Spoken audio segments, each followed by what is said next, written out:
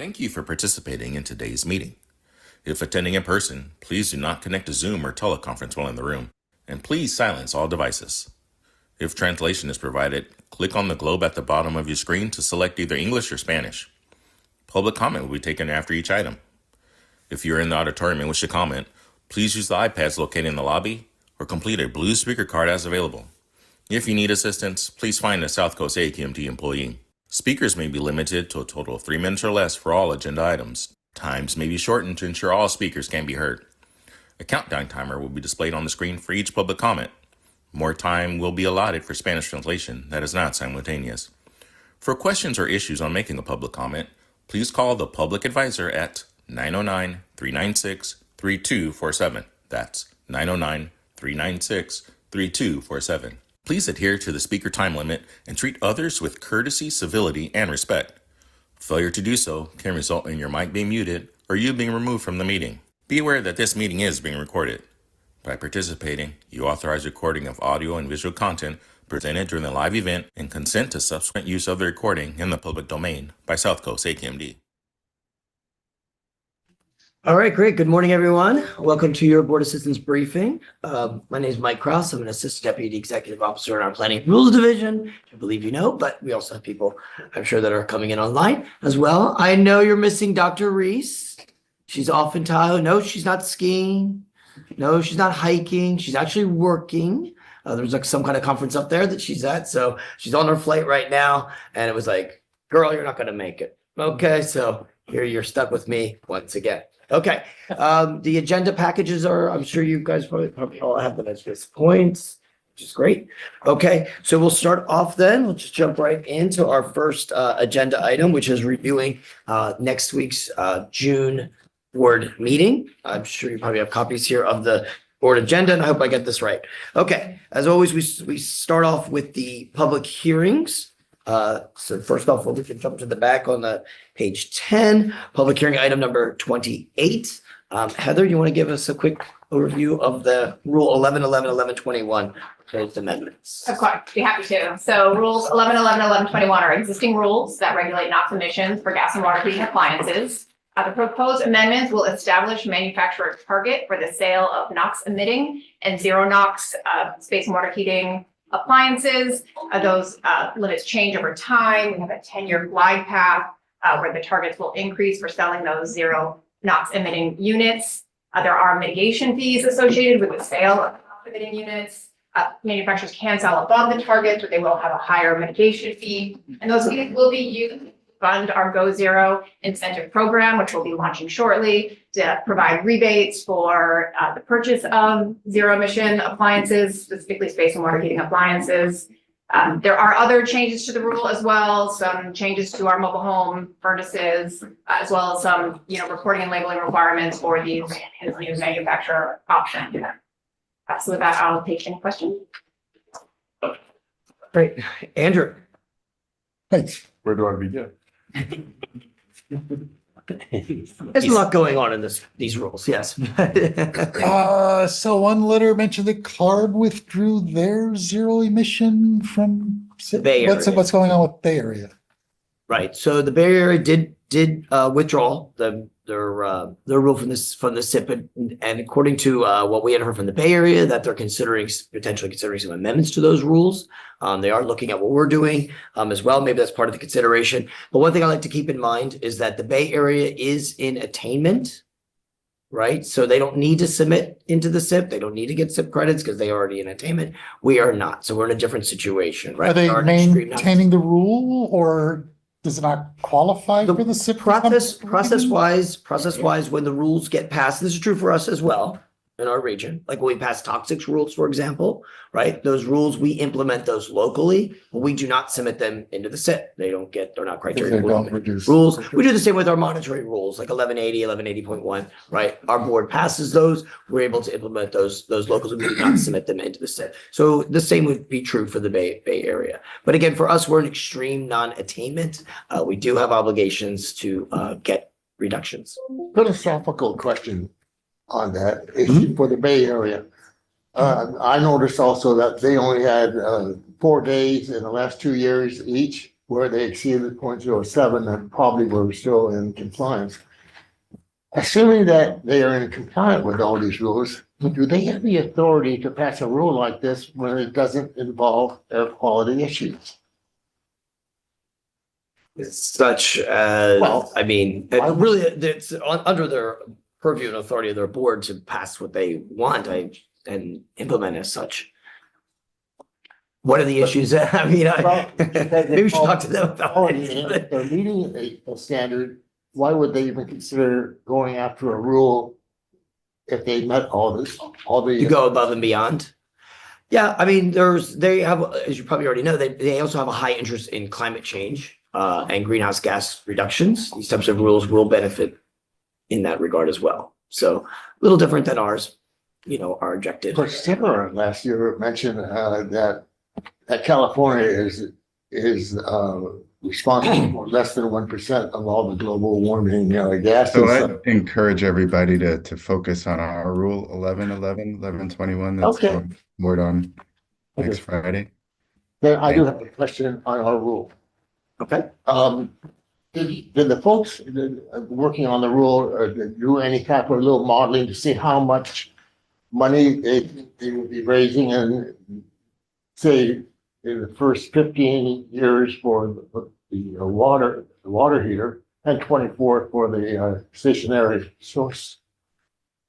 I assume you're referring to the mitigation fee Yeah. in the rules? Yeah. So, we estimated that in meeting the first sets of goals, let's say at 70, the 30-70 goal, target area, it's probably around 25 million Well, that's per for the year, first- that the first per year. Mhm. When you look at the amount under the 70%, right, of the furnaces and the water heaters, right? And there are different lives of both those, right? Furnace is about 25 years, 15 years for the water heaters, and you apply the 100 and the 50, it's about 25 million that would be able to go into the Go Zero program. And then, of course, that would go down over time, right? Because less of those. Well, it would be going up because you're being penalized. If After they, 2 years, you'll be penalized. Sure. The 50% area, and it goes on all the way down to 10%. if they exceed the targets, yeah. And so you think it's gonna go down? I mean, if they're meeting targets, it would go down, right? Because they're not paying per gas unit. And if you look at market trends, we do see increased sales of these zero emission units. They are going up. So we do expect those sales to go up over time. Yeah. So, but then the issue is if it goes down significantly, like you're saying, you will have a significantly reduction in the monies that you can provide as incentives. Right, yeah. I did it. I'll just say that I took the opposite direction and figured it was a 85-15% split. And I just assumed there was virtually not much reduction, and I came up with a huge amount more money than what you just told us. Well, right. I mean, again, this is based upon them meeting the targets. You can run many different scenarios and you get different numbers. Andrew, did you have some more? One last Yeah, comment. go for it. Mhm. It's always a mystery to me that your surface, your area heaters are going to be on during the summer months. And I find that hard to understand who is turning their area heaters on in the summer. And this is based on 4 tons summer, the summer, not the annual, but the summer emission inventory, which we base that on I'm sure the 4 tons is based on the 2022 emissions. Yeah, if you actually look on the AQMD, you'll actually see that the summer planning numbers for those NOx for that particular category is actually less than when the annual average. So that kind of shows I know. they are kind No, of but doing it. it's- But I mean, people operate their units all year round, right? Certainly water heaters are operated all year. Like- No, I'm talking about the stationary source. I'm talking about the heaters for the Space space heating. heaters. Space heaters is 4 tons. And my question is, who uses their space? Well, when you did your 2022 AQMP, for that measurement, that 1111, it was 4 tons. So there are a couple of things in the inventory to keep in mind. One, yeah, you're very correct. There is difference between annual average versus summer planning. And then second, there is also a little different approach between the rule-based inventory, which is both on you're referring to, and the AQMD inventory. So the summer planning and annual average wise, the ozone plan is based on the summer planning emissions, and the space heating category has less emissions in the summertime than annual average. So that is also correct, but also we are also seeking the co-benefits to improve PM 2.5 concentrations. So the annual average still is very important to pursue the optimum PM 2.5. The second part, the rural inventory versus the AQMP inventory wise, there are kind of different approaches to estimate emission. So the AQMP inventory is kind of, guiding principles. We start from the sort of top-down approach. We get the natural gas consumption data for the entire South Coast Air Basin. Those data are coming from a SoCal gas company. And then we start from there, and then we estimate emission, and then that is sort of used as a guiding tool that where we should work on it and how much we should work on it. But when it comes to implementing such the planning strategy, that is rule development, then you go more detailed, more refined inventory. So this rule step used actually the number of units that's expected to be deployed in the South Coast Basin, and then use average gas consumption amount in terms with emissions. On top of it, another important thing is rule step was estimating emissions that presuming the previously adopted rules already implemented. So basically getting the incremental benefits of reductions.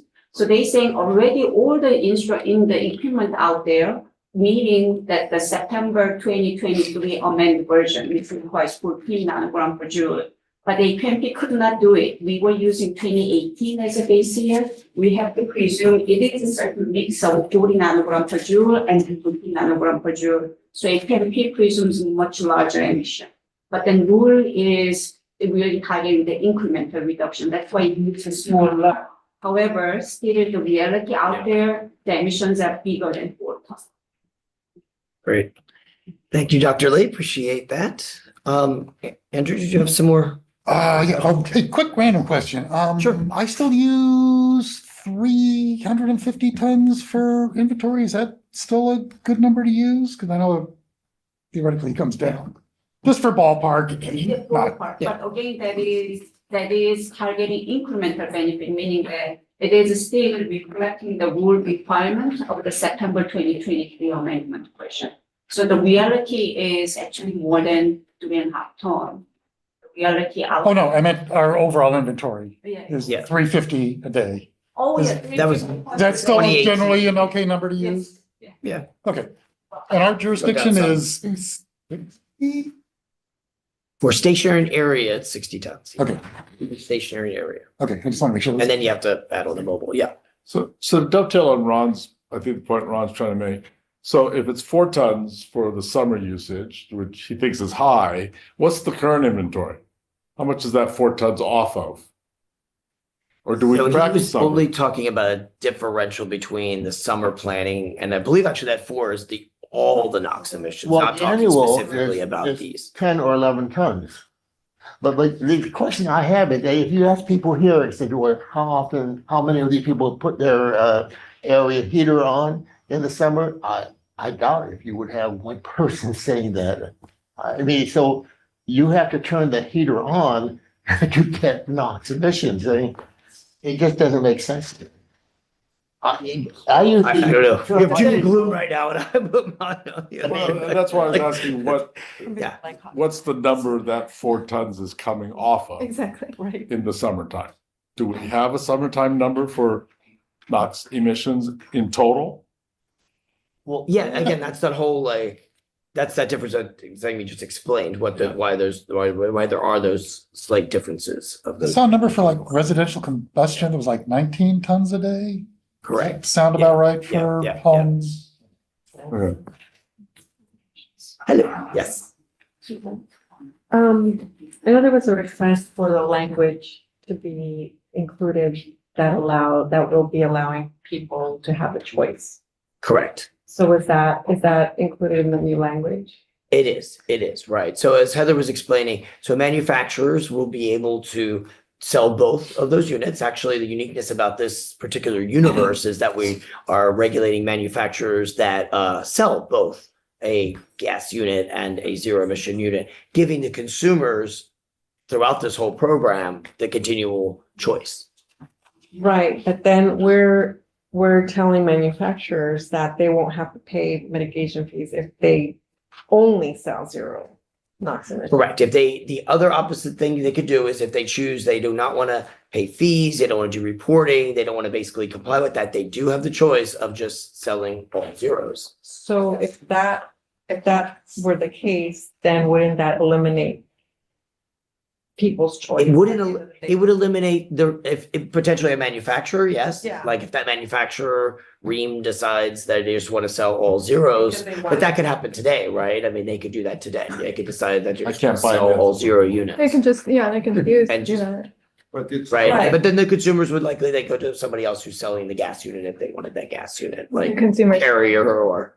But it's hard to Controls or- think 10 manufacturers, all of a sudden, all of them would produce just zero emission. That's not gonna happen. Yeah, exactly. It's pretty unrealistic. So we believe they would make that choice of wanting to sell both or they would win out either way. No, hi, Larry. I can understand the area heaters in regard to, I don't think the zero emission area heaters are much more expensive than the natural gas. Is that correct? If you're looking at the HVAC system, the complete System system, as a whole. But the what- heat pumps, I they replace replace my heater, but I also replace my air conditioner, yeah, which I think is pretty common. that'd be pretty common. But the water heater, and I did my own survey of Home Depot and Lowe's, and basically they both showed one heat pump water heater, which was $2,700 or $3,000, where the gas heater was around $900. And included, according to the AQMP's 2022 AQMP, they're looking at an additional $2,000 to $4,000 for upgrading of the electric panel. So we're looking at a significant cost going to a heat pump water heater. And I just can't believe that people are going to say, well, sure, I'll pay $4,000 or $5,000 more than just a $700 or $800 thing. Well, people already are. I mean, the market is definitely shifting towards like For water water heaters? heaters.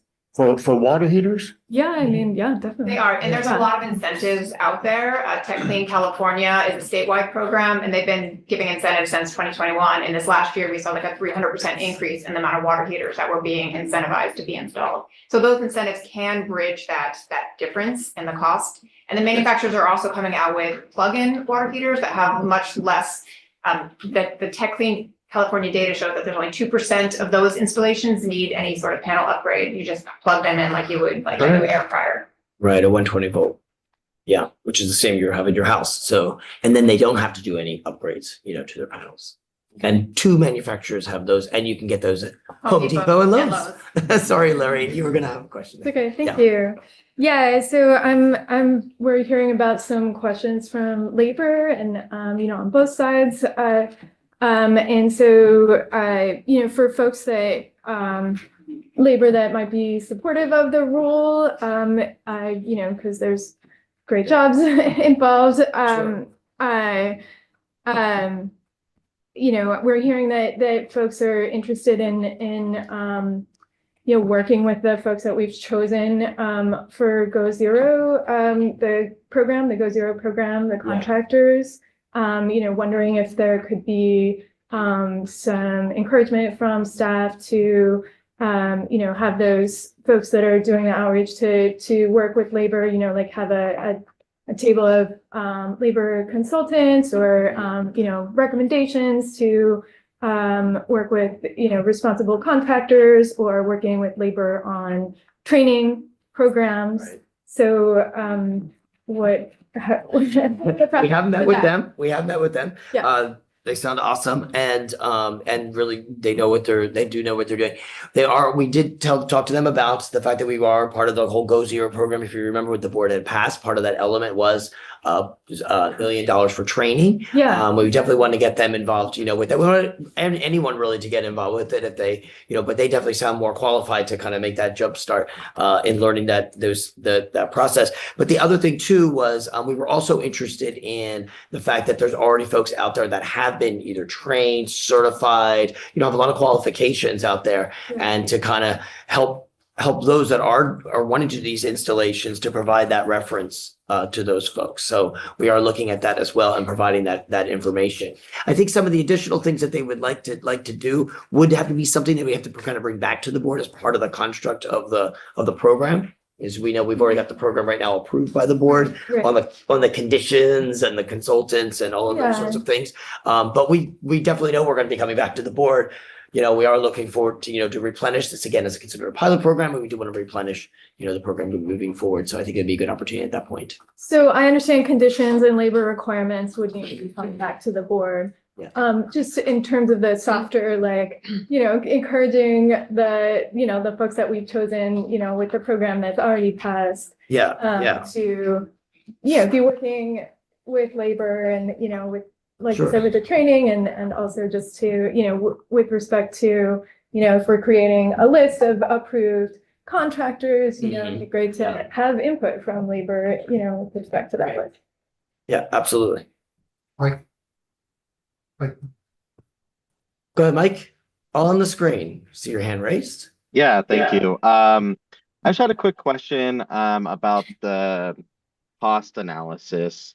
I saw that it's based on a 32 cents per kilowatt hour for electricity, I believe, if I'm not mistaken.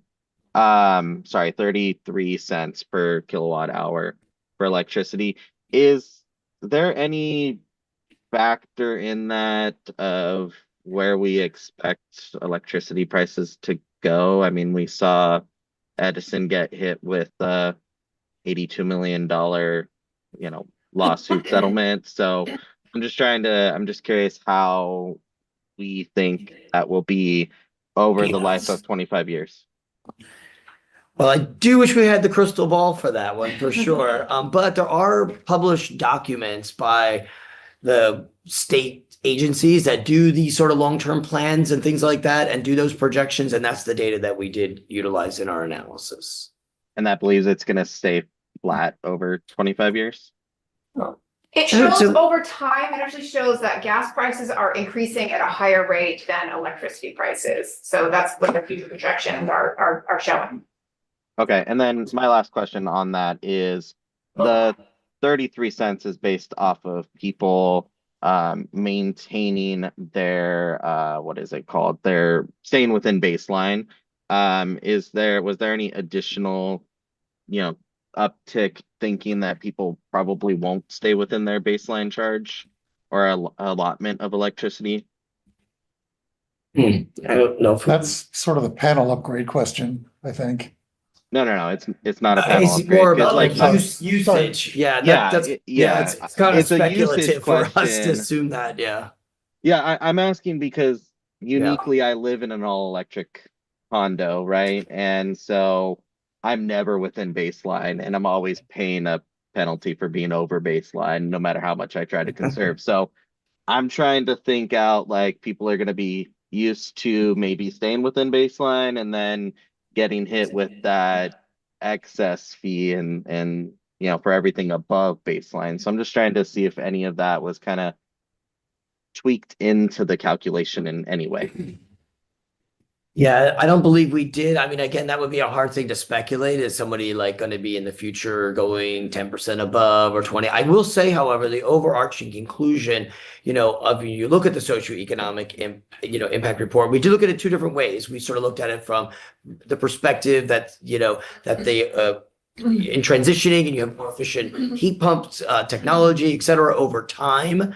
Even though it's not immediate, because of course immediate, you have those capital costs, but over time, you actually start seeing a savings. It's not a lot when you look at like 10 million units and you divide it up, but it is definitely showing on that positive side. On the flip side, if you exclude and ignore the fact that there's efficiency gains or savings and things like that in the future, then there's an actual cost. But again, on the flip side, it's not great. What I'm getting at is even if we did sort of consider these kind of scenarios, I'm not quite sure it's going to change the ultimate conclusions within those ranges that we've discussed. Yeah, I mean, the main reason I was asking is because the average electricity usage for most of our counties in the region are above the baseline service Yeah. allotment. So, I'm not sure if that 33 cents was based on the baseline plus all the additional fees, or if it was based on the non-baseline cost, because we are adding electricity to their bill. So I'm just trying to wrap around how you guys calculated that. So I appreciate the answers. Yeah, no problem, Michael. Thank you. All right, I guess back to the room here. Andrew, did you have some more? Yeah, I could talk a little bit more about Go Zero maximum award, who's going to be eligible. I assume low income would be more eligible. Yeah, is it, But and then what's the max award? Will it cover panel upgrade? Just kind of just a little finer detail on that. So Go Zero, we're starting our pilot program shortly. The contracts are getting signed as we speak. 21 million is what's being set aside for this first phase. And it is a price per widget. So the homeowner will apply for that rebate. So it could go to the unit or it can go to the upgrade, whatever cost they might have. We see opportunities to stack different incentives. So you might have a different incentive. So again, it'll be a price per widget, and it's 1,000 to 3,000 is the incentive that we're giving out for the space in the water, higher rebates for water, because they do tend to be more expensive, the heat pump water heaters. And then a cap for multifamily, because this is for single family and multifamily. So if you have a bunch of different apartments, it would cap it at 300,000 per property owner. We also do have for small business, for commercial, for those kind of larger water heaters, a incentive program for that as well. And we have a target goal for 75% to go toward overburdened communities. So everybody is eligible, but And that would double the So what was the max again? for the multifamily, 300,000. No, I mean for a 3,000. single family. 3,000 Okay. per widget. Okay. And they're higher rebates for overburdened than for non-overburdened. So I live in Riverside and I glanced at their website yesterday because they have their own utility and it was, I think, up to $750 a ton. So for like a 2,000 square foot house, what would a typical air conditioner? I haven't bought an air conditioner in a long time, so. Mine was 1 ton, but I Oh, have okay. I did. less than a 1,200 square foot place, but Okay, so that just kind of 2,000 scales square over foot there. house to. Yeah, so if For just HVAC, for the heat pumps is around 19,000. And then for somebody who's doing a furnace only, where cost effectiveness is Yeah. blown up if you just do furnace only.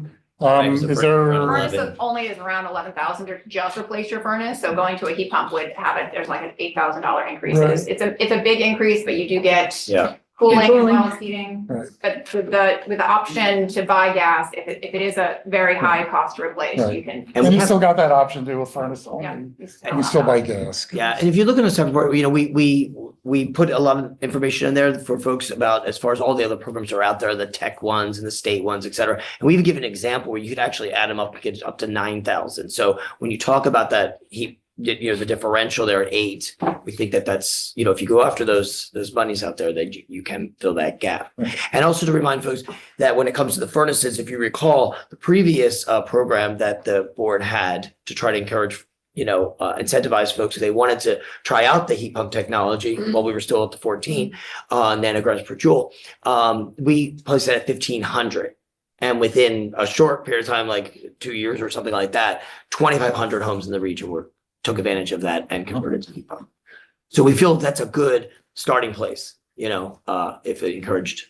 But we can make adjustments as we go. Yeah, If they're slow yeah, we'll be to back. adopt, then we can increase those amounts. If they go really quickly, then we can decrease the amount. So Yeah. we'll be able to monitor. I like the pilot phase, and we'll do it in different phases and just make adjustments as we go. So there's a specific incentive amount for panel upgrade and then $60 a month for the units? It is not. It is a price per widget and the rebates are on either the space heater or the water heater. But then, the homeowner can use that rebate fund to offset however those costs are. Yeah, the program we've already had was something similar to that, where the board wanted us to make sure that they were like, you were replacing that equipment, but as Heather said, once you sort of award the consumer that amount, we don't know what they really spend it on, but we just ensure that they're doing that transition. And it's gonna be implemented through contractors that. Third-party contractors. Right. Contractors, installers. Yes, Ron. My final question. And that's for the entire meeting, by the way. Oh, where are you going? What is your projection? We talking about 6 tons reductions. How many years do you think it will be that we will see zero emissions from both of these products? So the current construct of the rule doesn't go all the way to 100% zero. Right. So how many years? But that's why it went from the potential 6.8 ton reduction down to 6.1, if you were kind of following that we, are short of that.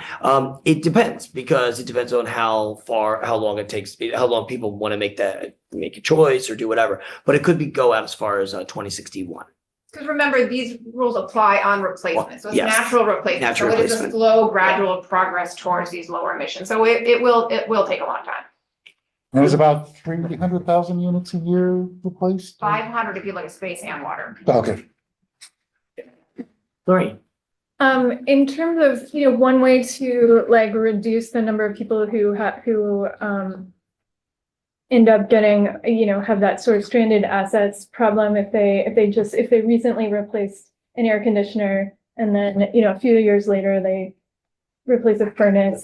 Yeah. Is for people to know about the rebates when they're replacing their air conditioner, so that they replace with a heat pump, replace both at that time. And so is there, with the Go Zero pilot, are we working on helping to get the word out, with respect to when people are replacing their air conditioner? I know we can't. Yeah, we don't regulate. We don't regulate air conditioners. We don't regulate them, and that's not really in the And it's not in program our because it's purview. not But they do. it's already electric. But the rebates for heat pumps are going to be available, through the Go Zero program. Yeah. And if someone knows that the best thing to do is to get a heat pump when you're doing the first step, it definitely, it's definitely for almost everybody, it's really cost effective and it saves you money, to get a heat pump, if do that. Yep. What is there work around that? You have 2 different third-party contractors who are going to work on outreach, and that will definitely be part of the outreach. We've also talked about, even though we can't on the regulatory side regulate air conditioning, we've talked about maybe having a rebate to incentivize if you're buying an air conditioning to upgrade to that heat pump, because that is a really cost-effective way to make that transition. So it's possible on future parts of the program, we might add in an incentive for air conditionings to go to heat pumps. And that process of those consultants up front are really kind of important, really critical. In our last round, when we had those transitions to those 2,500 homes I was telling you guys about, the installers were really our frontline, people out there. Yeah. Really educating folks on our options and what have you. We were up even in the high altitude areas and meeting some installers up there. That's another place where they were saying they're typically they don't have AC, right? But they were but it's getting hot. We really think we're gonna need AC. They're okay, well, we think then you should really be going. And they were actually encouraging them to do heat pump installations. Some folks hadn't even heard of what it was. Some thought it was a new technology. It was they're really the front line that can really educate folks out there. So yeah, we're really excited and working with those consultants. Yeah, Bill. Can you speak further, about the outreach? Is the general public aware of all these tools? I mean, is the message out there, whichever way the board votes, that there's not going to be any surprise? I know there's been Don't be surprised, Bill. It's hard to reach every single person who, lives in our jurisdiction, but, in all my time as a rule writer, I've never had a rule that had quite this much outreach and as much public response and feedback and comments. So. But one of the things you could have done is done a press release or even a press, where you have the various media folks sending their reporter into hearing about the program. I mean, this is the first time we've ever had to reach out to Right. 17 million people. Just Well, keep in mind the rules isn't final yet. That's typically when press releases go out, Larry. I mean, the existing rule as it is, arguably affects 17 million people also because it regulates furnaces and everybody has to buy, everybody who's buying furnaces. It's already affected by that regulation. And we've right? lowered the emission limits several times, and we've had mitigation fee, alternative compliance options, which much higher fees than we're currently proposing. And that all happened, without this level of outreach, and it was successful. It was a successful program. Actually, the reason that we have the funding for Go Zero right now is from those past mitigation fee options. Andrew?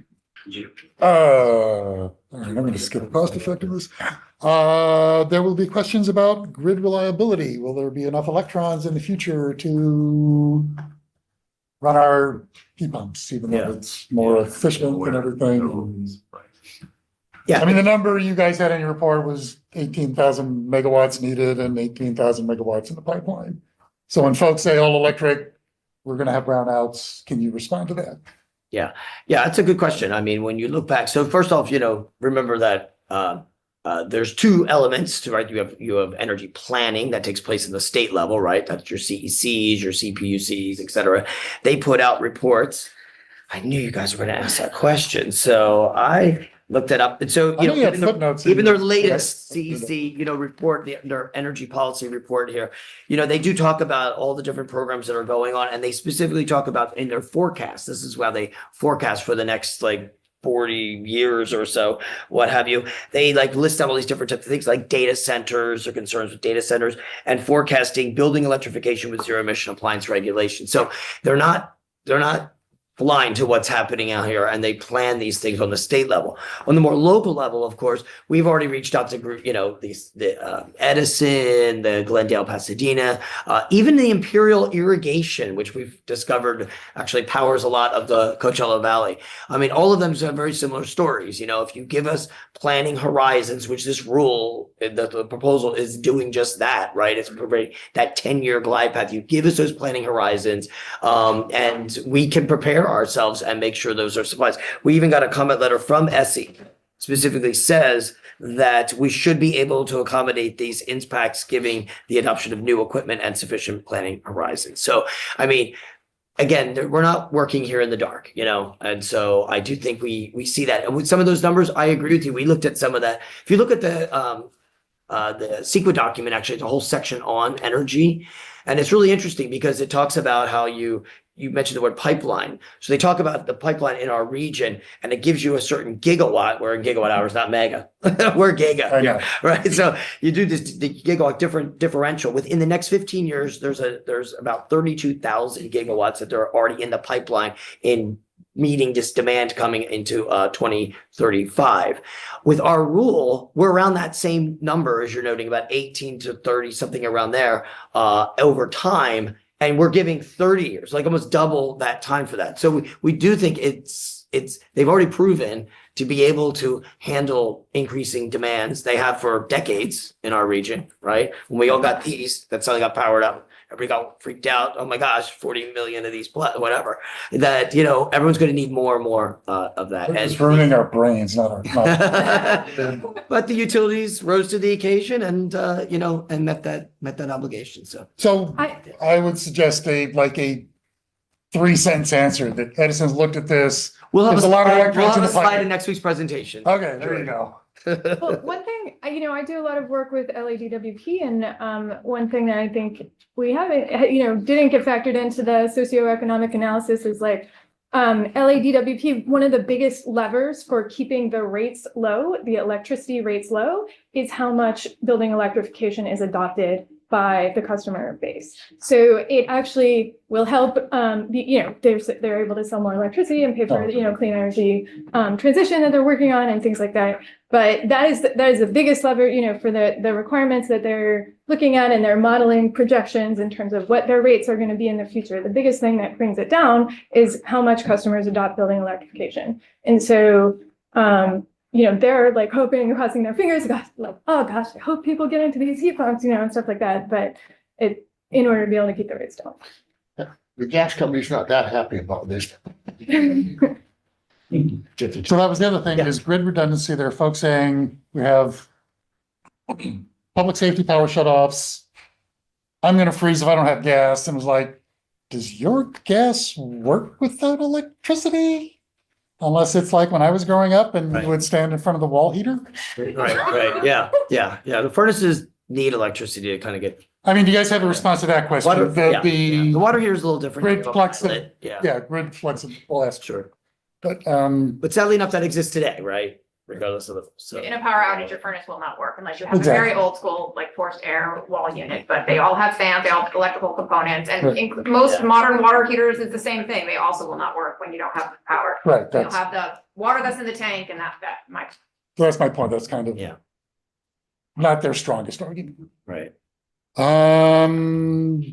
One of the letters cited NREL data, although it might not be as high quality, suggesting that penetration is only 15% instead of pushing 30%. Right. That's kind of one of your, The national number. Yeah. Right. Yeah. So Yeah. you Yeah. guys Break wanna- that down.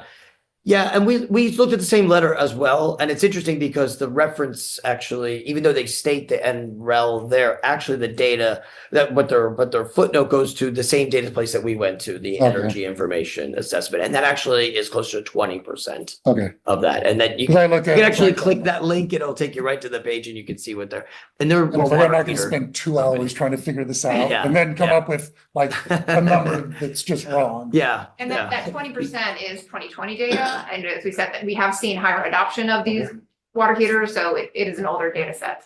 Yeah, that's 5 years ago. Yeah. Okay, that's what, Yeah. okay. Exactly. Oh, and then the biggie is the Dana Point letter suggested that 1,700 is a median for a panel upgrade is kind of low. Yeah. I don't have Yeah, anything so, that yeah. sounds a little low. Yeah, we hear a Keep in lot mind about if it's a that. median, Mhm. 50% or higher, so. It cost me Yeah. 7,000. Right. Well, thank you, Tom, because this was gonna be my point. I mean, clearly to be able to analyze an actual fixed number on a panel upgrade. Every house is gonna be Possible, different. right? Yeah. I mean, people have said, oh, I'll do the But panel it's upgrades. expensive. Yeah, It's expensive. yeah. And so some people are doing it for various reasons, right? Whether it's like the age of the panel in general, or just the fact that they plan to like get let's say an electric car or something like that, and they would need to upgrade that or change out other appliances like your pool heaters or what have you. So it's a hard number to kind of fix to. I can say, however, that when we in developing our cost analysis in this rule to remind everyone, we use tech data. That's the the cap and trade group that's incentivized out there. Anyway, these are real world installations. We use over 11,000 data points to compile. This is real data. Within those data points, actually, we know that people either had to do a panel upgrade or didn't do a panel upgrade. If they did the panel upgrade, that cost was included in our analysis. I can say it's a little different for water and furnaces. It's around a little over 3% of the people out there installing their heat pumps for furnaces. Only 3% needed to upgrade their panels. And a lot of that has to do with the fact they already have AC. Like once you have air conditioning, you already have like electric panel, et cetera. Some of those just don't have AC. So now you're putting a heat pump, you're basically putting an AC, so you need that. But that's only 3%. Water heaters are different. It was around 15 for the panel upgrades. So we're aware of that. And we try to use the best data we can. And then it was, I think the number was 800,000 houses might need a panel upgrade. But you guys were also thinking that it might not be as bad as we're afraid that. I don't know what the 800,000 is going to, I'm sorry. I thought there was a number somewhere that was like 800,000 homes might need a panel Not sure, upgrade. maybe we did that based on there's 87% of the houses within our jurisdiction that already have AC, so maybe that is. Oh, the maybe, percentage yeah, that's okay, yeah. not. And that was probably before when we were considering like a mandate when everybody had a transition. Again, if it's gonna be a really high expense for a homeowner, they do now have the option for installing the gas. Okay. Enough for now. Anyone else? This was a really great discussion. I really appreciate you guys asking, these questions. And A number of $8,000 more if I'm not clear on what going from what to to a heat pump? So if you just have a gas furnace in your house and you want to change that furnace out into a heat pump, that is about an $8,000 Oh, increase. okay. But now you have air conditioning, so. Yeah, because when I changed mine out, my air conditioner went out and I asked the guy, I said, okay, well, if I want to put in a heat pump, is that more expensive? He said, no. And he says, and you'll find it's much more efficient.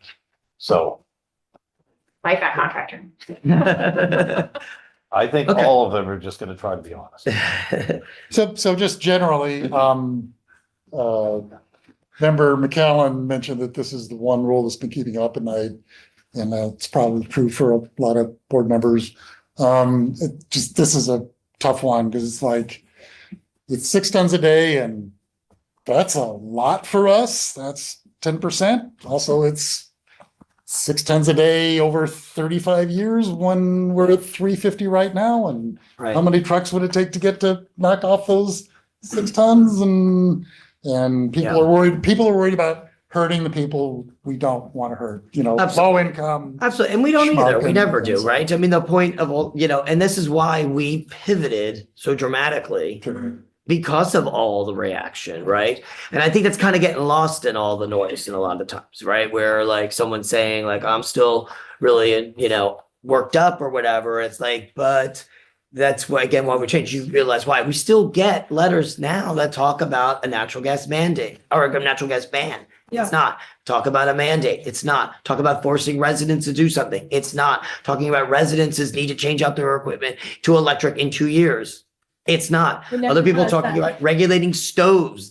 It's not. Like there's so much basically misinformation that's kind of getting out there. It's creating this environment. And we just are looking forward to June. But even without the misinformation as it is, Yeah. people are worried. We're all worried about hurting somebody we Right. really don't want to hurt. Yeah. And I think, Because even yeah. 1,700 for Yeah. any schmuck, that's a lot of money. But again, But- if but if it's an individual choice that's unaffordable for them, the options are still there to just continue with go your with gas, this. right? Absolutely. So there's that pathway. And when it comes to and if you're buying that gas unit and you have to spend $50 or the $100, you can always apply to SoCal Gas. They have rebates for gas units that's much higher than that. They'll get their money right back. It's not, that's just where we feel we've kind of struck this right balance in all of this. And And we're the hoping, mitigation fees will be used upon the Go Zero, Right, get exactly. to those people that Yeah. we're worried about the Yeah. most, so it'll provide that revenue stream, Yeah. to keep that program alive. Just wanted to say that out loud, that No, everybody's I know. wrestling with this. I This know, has been a yeah. toughie. yeah. So appreciate everybody's hard work. We really, really do. So, Yeah. anyway. And we're looking hard to make sure that, that again, we continue getting the right message out there for folks. Because the recent letters from the cities have been actually reasonably sophisticated as far as making good arguments. Yes. The latest ones coming from Yeah. the cities are like, Yeah, yeah. based on the rule, here's our concerns and our Right. arguments. The fee, the energy issues that you raised on reliability. Yeah, those are legitimate issues for sure. Okay. I just hope we can all be around 2061 to see the results of all this. I probably will not. I can guarantee. Good job. Drives me. I know I'm not gonna be here. Very So, good. so for folks our general age, Yeah. there's, and sorry for taking up time. There was one of the nighttime comics some years back when the whole Western United States was on fire. Yeah. And he was yeah. making these jokes about climate change and we're all gonna blah, blah, blah. And anyway, if there's anyone old enough to remember Bonanza, at the end of the credits on Bonanza, they would show a map of the Ponderosa and they would show the Ponderosa burning up. Right. So the comic goes through all this stuff about global warming and blah, blah, blah. And then he shows the end of the credits for Bonanza, which was like 1958 to whatever. I used to watch it when I was, but anyway, so he shows the Ponderosa burning up at the end of his thing. And he finishes things like, and if you got that reference, you don't need to worry about it. Clever. All right, let's go ahead and move on to item 29. Heather, you want to give a Sure. little? This is our latest VOC rule that we're trying to phase out of 2 toxic exempt compounds, parafluorobenzoyl fluoride or BPTF and tricyclical acetates. This is our solvent cleaning rule. So these compounds aren't used very often and they're suitable replacements. They're very expensive chemicals, so they're not something you typically use to clean So we are proposing to have a pretty quick phase out of January 1, 2026, with a 1.5 year sell through, 2.5 year use through. If there is any of these products that are in the pipeline, in the supply chain at a shop. We are also making some changes to address some of the utilities needs for their cleaning. Added a slightly higher VOC limit for cleaning, not slightly higher, a higher VOC limit for UV lamp and reflector cleaning, small use kind of niche that they use the liquid alcohol. So we're having that carve out. I think that's about, we're doing alternative, we're putting in an alternative reactivity-based limits for printing to try to address some of their concerns, as well as one for general cleaning. And these are all things that the stakeholders had raised that we wanted to make sure we addressed. I think we did a good job at that, so. I'm sorry, can you just say that again about the alcohol solvent?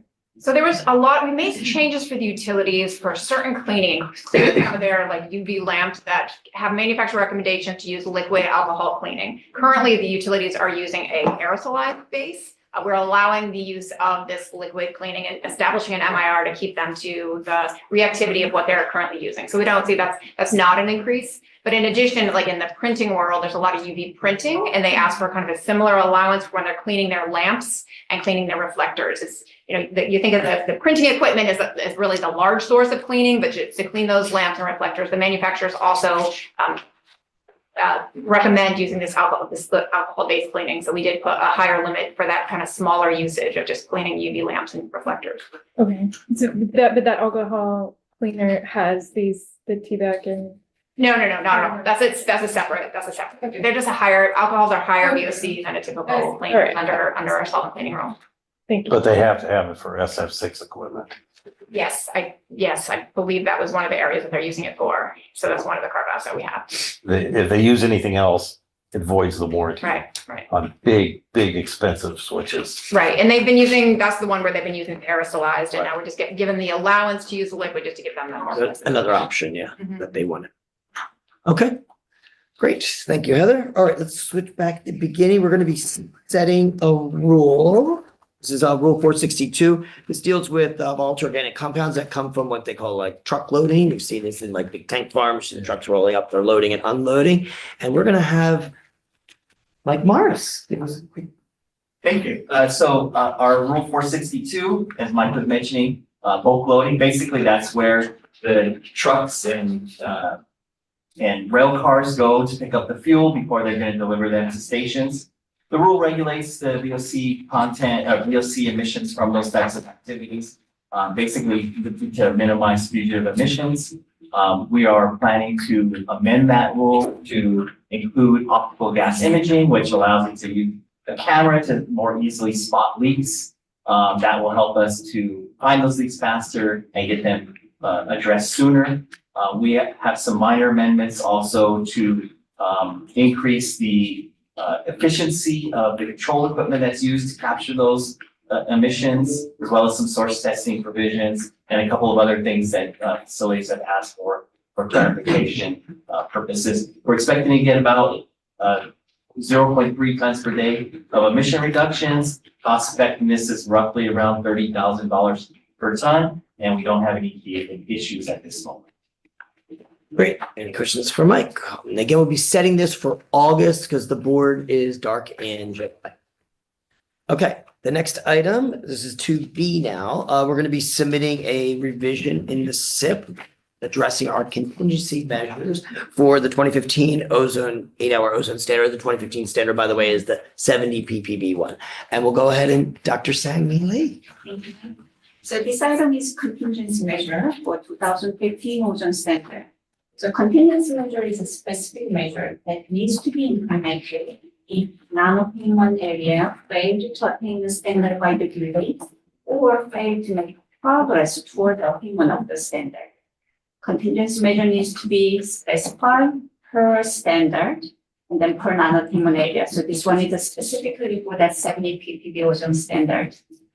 So we addressed this 70 ppb ozone strategy in 2022 AQMD. We intended to address all the requirements, but not the contingency measure. The reason was EPA didn't have the guidance how to come up with a contingency measure. So EPA finalized the contingency measure early last year, so we developed this measure. So what we include as a contingency for the 2015 ozone is there are 3 South Coast rules already adopted, ready to go if we fail to meet those landmarks. They are the improved leak detection from liquid tanks and then repair them. By doing so, reduce the VOC emissions, and these are specified in Rule 463 and then Rule 1173. We also have Rule 445 that is going to lower the residential wood burning curtailment threshold. It sounds a little bit odd, but there is VOC emissions coming from wood burning and the VOC emission levels for ozone. The CARB also has one measure, it's called the smoke check program that will require more vehicles going to the smoke check and to make sure there is no heavy emitters out there and then reduce the VOC emissions there as well.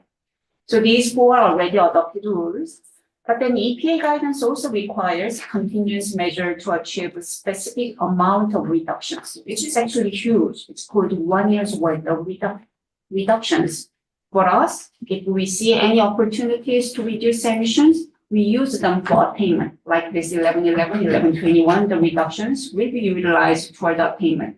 Contingency measure cannot utilize any reductions that's relied on attainment. So it is very funky ones. But so the reductions from all these 4 rules are less than EPA's required amount.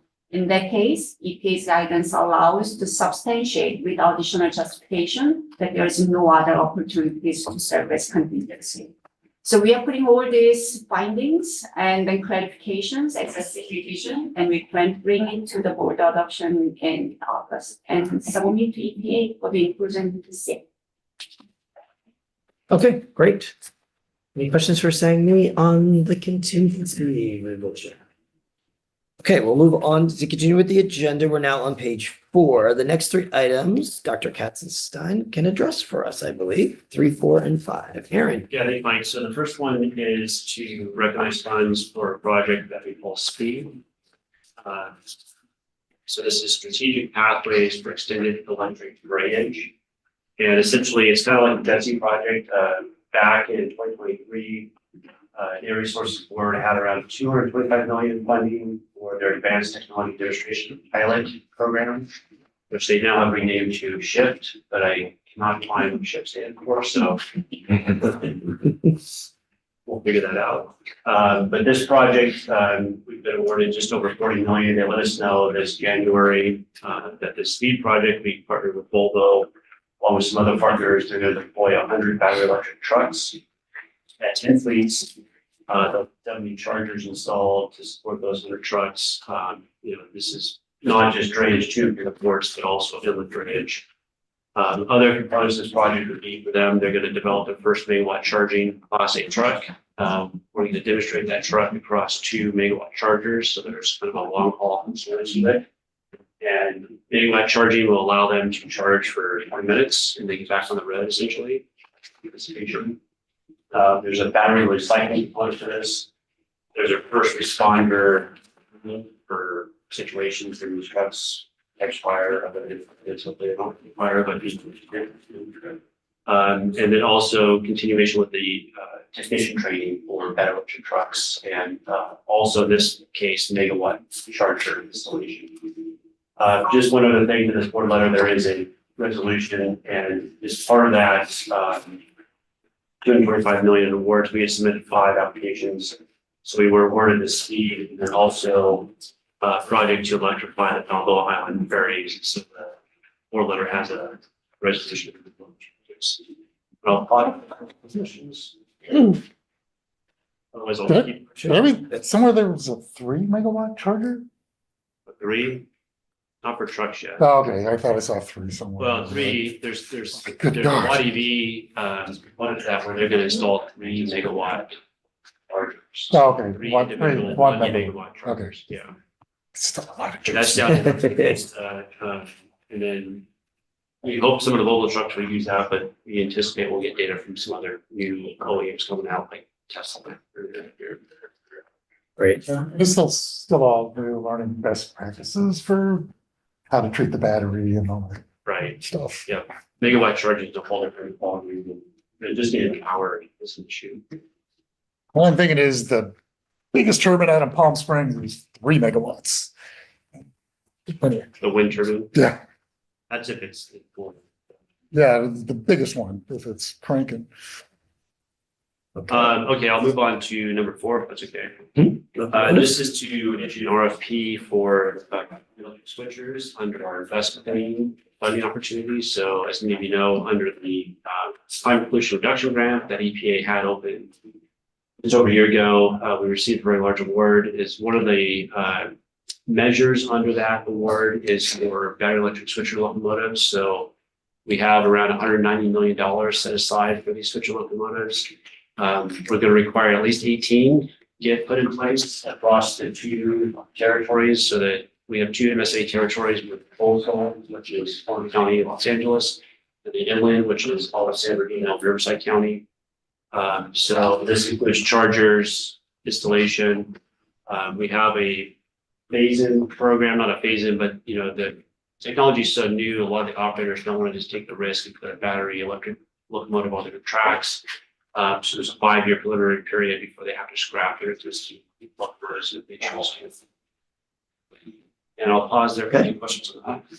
Well, I know there's been a lot of questions about this money, the CPRG money being up in the air or questionable, or like, are there any updates about that? And how does it work? We make the expenditures and then get reimbursed? Yeah, we make the expenditures get reimbursed. We do have our grant agreement in place with EPA. We are drawing down funds from it. Okay, great. And part of this, on the contracts, these are expensive technologies to put in place. So there are milestones that we pay on as locomotives get built, as the infrastructures get built, that would help any relating situation of what we would be doing. Okay, great. Thank you, Aaron. And we'll move on to the item 5 now. And then lastly, item 5 is kind of an administrative item. So we have several supplemental environmental projects for school air filtration. Some of these go back to pre-pandemic, early pandemic days. There were some difficulties during the pandemic trying to get these projects in place. We are moving forward with a lot of the schools right now, and this is just really administrative to allow us to extend the contracts for these supplemental environmental projects and steps. Great. We love the air filtration projects. So thank you. Okay, anything else for Aaron? We'll switch gears now to monitoring. Dr. Lowe, you've got a couple items here. Take the next 4 items if you don't mind. Hey, everybody. So the item number 6 is this item in 2022. The board recognized revenue from UCLA for the implementation of a US EPA competitive grant to develop a reference method for validating the performance for open path sensing systems for air toxics measurements. In the May 2025 Administrative Committee, it also approved a revenue recognition from Virginia Tech for a separate grant award. However, this item is being removed from the board item due to a change in funding status to Virginia Tech. These updated actions are to recognize revenue of almost $185,000 from UCLA and appropriate up to $30,000 in the monitoring and analysis budget. That we are taking questions on this item. What is the change of funding status to Virginia Tech? So US EPA is no longer funding that project. Okay. Virginia Tech was. You haven't noticed this month? And was there a reason given for why? So there was a letter that Virginia Tech received in terms of just indicating that it was not meet the current priorities of EPA. And Trump is the president. Yeah, Got anything, so. I understand. That's what I'm getting at this. Okay, let's move on to items. All right, item number 7. So for this item, South Coast AQMD is expected to receive up to $760,000 from the US EPA for the PM25 monitoring program. These actions are simply to recognize the revenue of around $300,000 and appropriate into the monitoring analysis budget, and also issue the sole source purchase orders for our monitoring equipment. Have you taken questions on this item?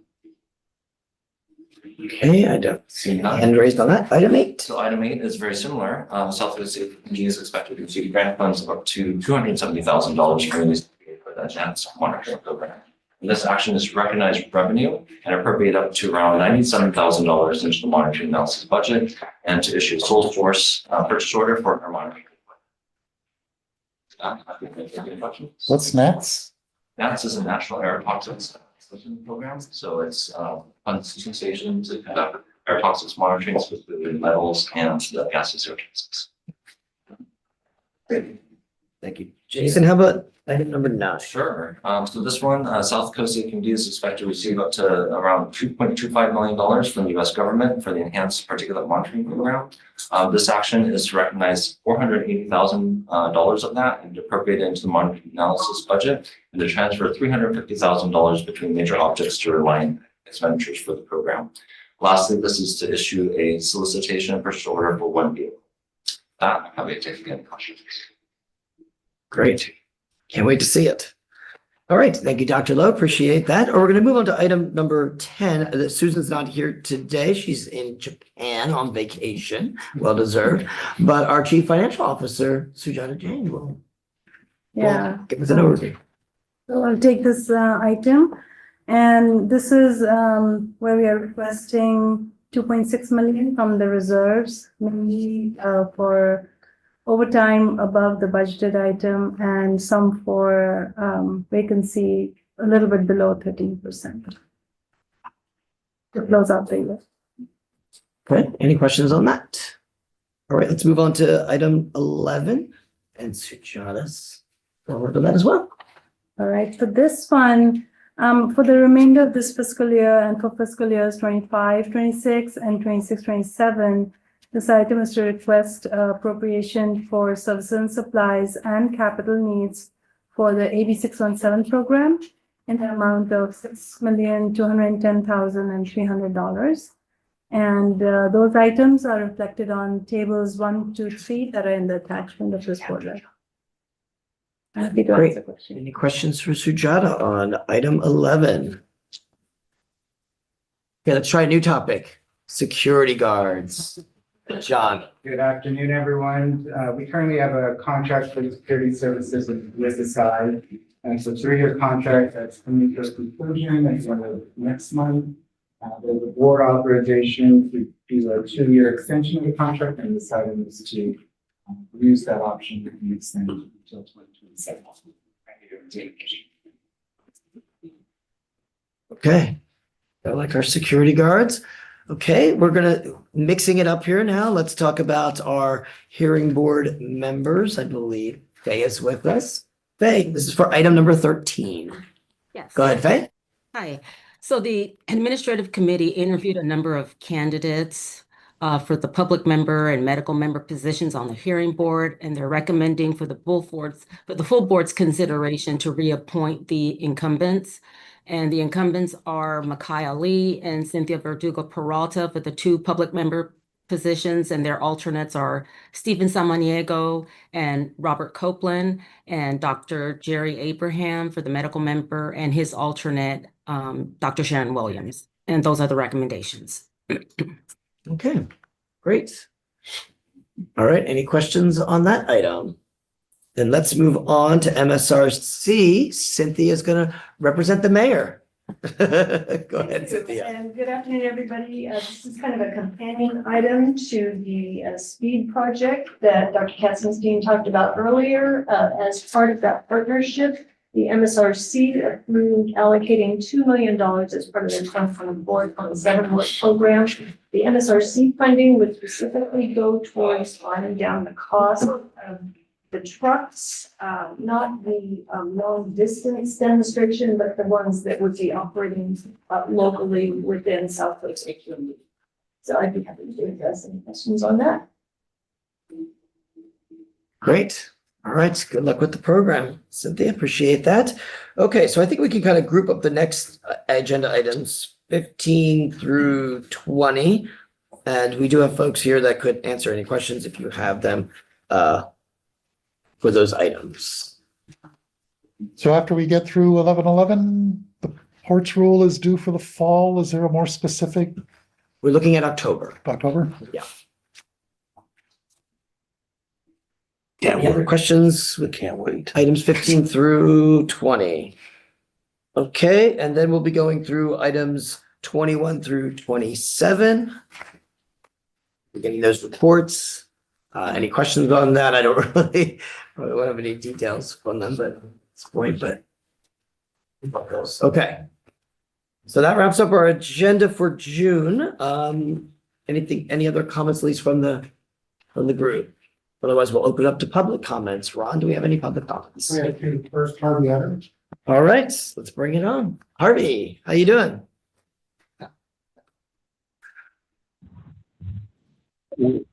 Howdy, am I being heard? You sure are. How you doing, Harvey? Okay, yeah.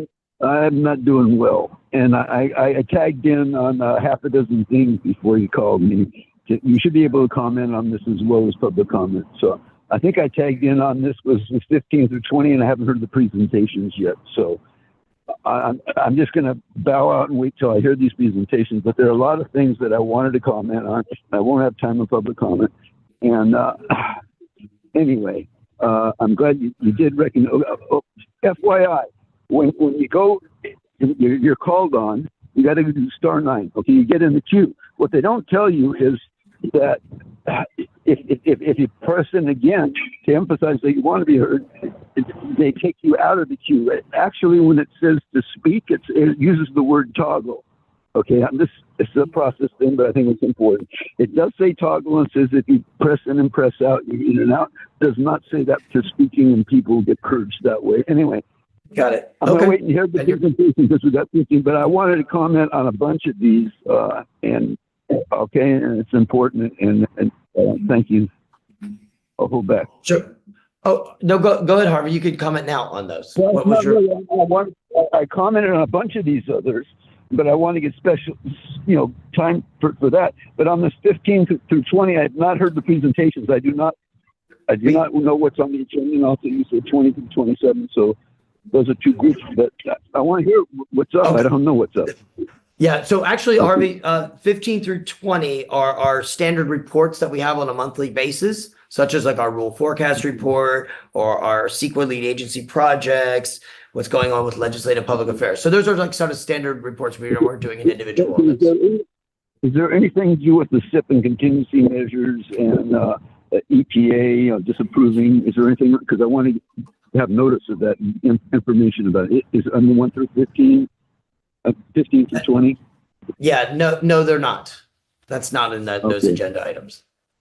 Okay, so is it going to be a presentation or something? I mean, what committees are we talking about? Again, those are just monthly reports that are submitted to the board. Okay, so there's no special presentation. Okay, I want folks to know.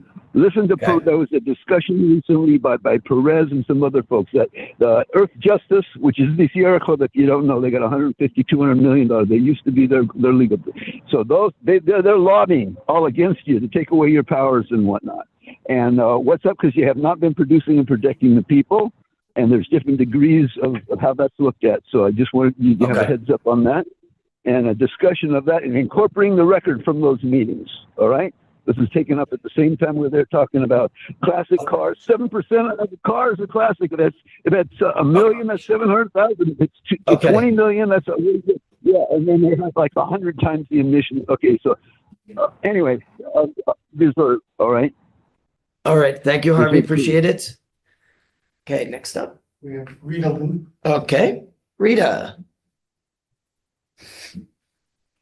Hello, good afternoon, everybody. Rita Louv, Director of Environmental Affairs for RATIC International, representing the UV, EV, LED industry.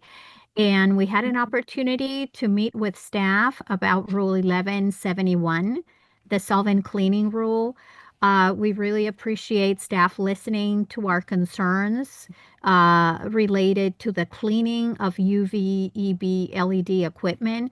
And I just wanted to clarify that we are not using any TBAC or PCBTF, the toxics that staff is concerned with. What we're using to clean is isopropyl alcohol, which is what you would purchase at your local pharmacy. And the rule essentially by going to 100 grams per liter the rule operates as a ban to isopropyl alcohol. And the challenge is that the equipment may not properly operate if it's not cleaned properly, which is what Tom mentioned earlier about the switches. So it seems like there will be some changes to the proposed language, and I'm looking forward to continuing our work with staff on it. Thank you so much. Great. Thank you, Rita. Appreciate that. We have Chris Chavez. Great. All right, Chris. Good morning. Good afternoon. Yes, good afternoon, and thank you all. Chris Chavez, Deputy Policy Director at Coalition for Clean Air. We continue to support rules 1111 and 1121, or the proposed rule amendments to those rules. And just to reiterate what Mike Kraus said, is that this rule does not require property owners to purchase or install zero emission furnaces or water heaters. It does not ban gas burning furnaces and water heaters. That needs to be clear and made sure. And I appreciate and understand that this group understands that, but there really has been a concerted disinformation campaign relating to these rules. I also, want to point out that these rules are key parts of the 2022 Air Quality Management Plan, and these rule amendments are something that the district committed to. We do have some comments about the projected emission reductions and whether or not they live up to the commitments in the AQMD. We do track those, but we will be including that in our letter. But the priority really is making sure that these rules cross the line, that they pass, and that we can really start achieving the emission reductions that this area needs. I, go back to comments that Board Member Cacciati, Vice Chair Cacciati made at Stationary Source, is about the public health benefits. It was very refreshing to hear somebody discussing the public health benefits from these rules at last board meeting or last committee meeting, in which staff pointed out that almost 2,500 premature deaths would be avoided thanks to these rules, and that over 10,200 cases of asthma would be avoided thanks to these rules. And as we're talking about affordability, we can't forget that this means about $59 billion in public health savings and avoided public health costs due to the passage of these rules. And those are costs that are borne by families and folks that are living with these conditions, living with these illnesses. So it's absolutely imperative that we pass these rules in June. It's also, we want to make sure that we are not further weakening these rules. Those comments about public health have only come after 6 Stationary Source Committee meetings. And that was really the first time we've had any discussion about public health. Most of the focus has been understandably, the potential impacts financially. But when we really need to make sure that the district is not losing sight of its mission, which is to provide clean, breathable air to Southern California. Thank you very much for your time.